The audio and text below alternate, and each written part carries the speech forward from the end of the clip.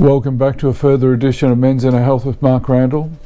In today's conversation, I'd really like to start looking and having some dialogue around men's depression. It's a difficult space, both genders. Yes, we all have highs and lows. The lows are pretty hard. For women, because of their brain differences, they're able to emote a lot of their sadness.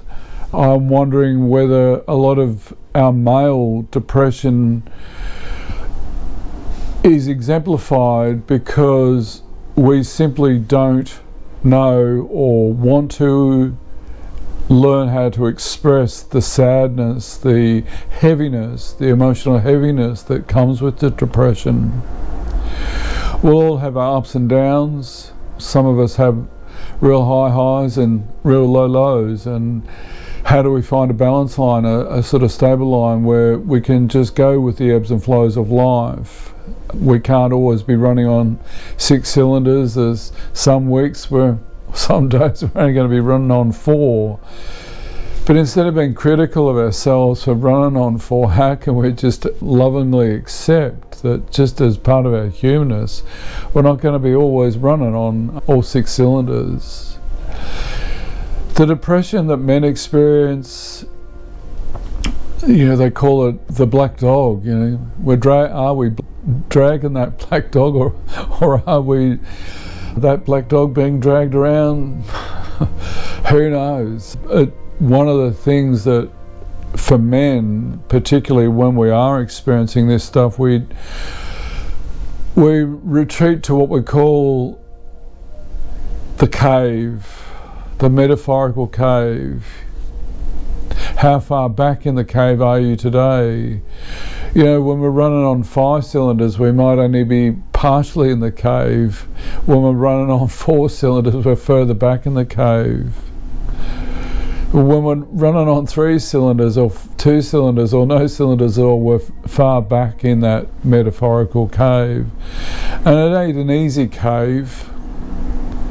When women are feeling like they're going into that cave, they'll ring a girlfriend, a close friend, and or go and see her, and the close girlfriend will just talk to her and just hand her the tissues. She won't be trying to fix it. She'll just be emotionally present to her friend and hear her out and hold the space. How often do we men do that for each other? Oh, yeah, right, zip.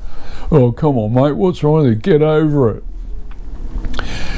Now, metaphorically, working with depression, when we're in that cave, how vulnerable are we when we're stuck in that cave? Some of the metaphors, some of the descriptors is that we're that far back in the cave that we're, curled up in the fetal position.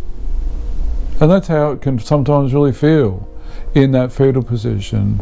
And when we're in that fetal position, curled up in a little ball, we just want to sort of turn the lights out. We don't want to know anybody. We don't want to see anybody. We don't want to contact each. When our partner say, "Hey, how you going?" "Oh, I'm fine. I'm all good. No drama." Well, sure. When we get to that point in the flatness, in the funk and glunk, that depressive space, and we're curled up in that metaphorical ball, we don't have any energy. We can't give ourselves any positive energy which goes with that flatness that we men experience from time to time. When we are getting into that flatness, the black dog's starting to take a hold. What's going on in life? Are we coping? No, maybe we're not coping. Is there too much stress going on? Are we checking in on our stress levels? Are we being extra critical of ourselves? When we're not coping, one of the common things that we men do is put the boot in. Put the slipper into ourselves, kick ourselves. Oh, good, what's fucking wrong with me? Good, I'm a weak, blah, blah, blah. That usual story. But we don't give ourselves any positive encouragement. We don't just give ourselves that space to, hey, what is really going on?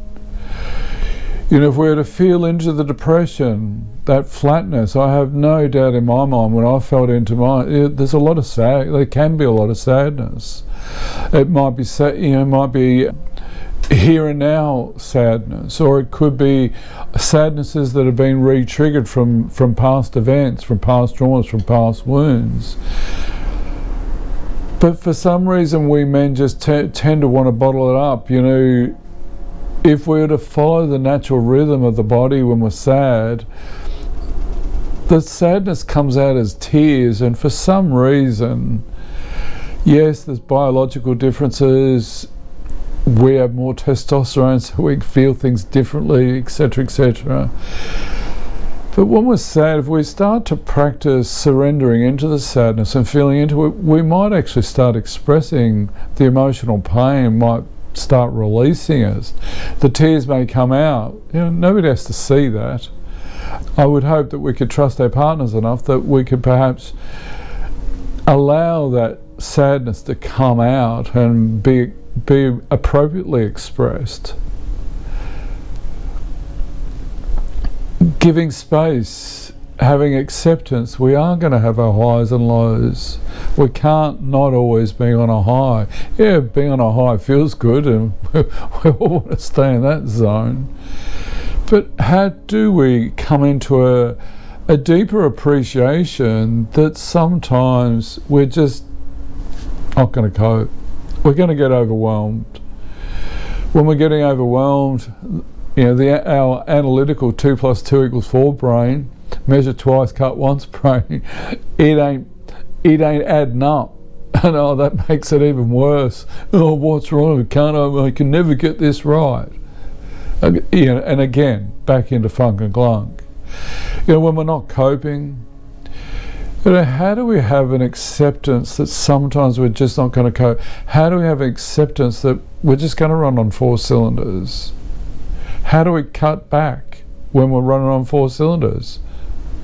Okay, we may not get all the jobs done, we may not get all the 20 things on the list, and we're blokes, do 5 things, that's not good enough, I've got to, so we'll add another 20 and punish ourselves even more.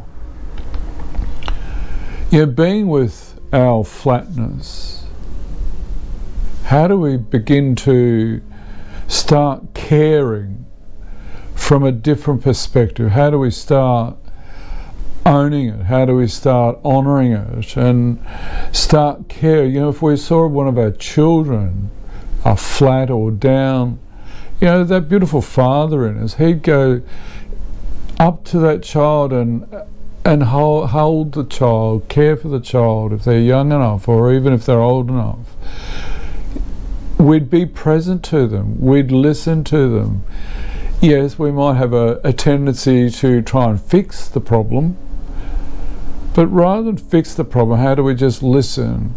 How do we listen to the part of us that isn't coping? What's it needing? Intuitively, how do we listen to that part of ourselves that's not coping? Where's this come from? Is it in the here and now? Is it a fight or a disagreement or some emotional disconnect from our partners? Is there too much going on at work, or are we putting too much pressure on ourselves? That to-do list is getting bigger and bigger and bigger. And just because we haven't finished the to-do list doesn't mean to say we failed. But when we're not coping, how much shame do we men carry?